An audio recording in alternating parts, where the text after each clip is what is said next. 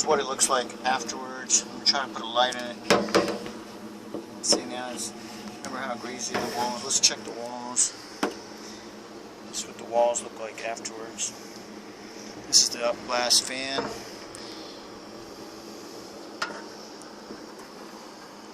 What we got done. This is the box for the motor, for the cage for the motor. This is the top of the cage. This is the outside. You notice there's screws here.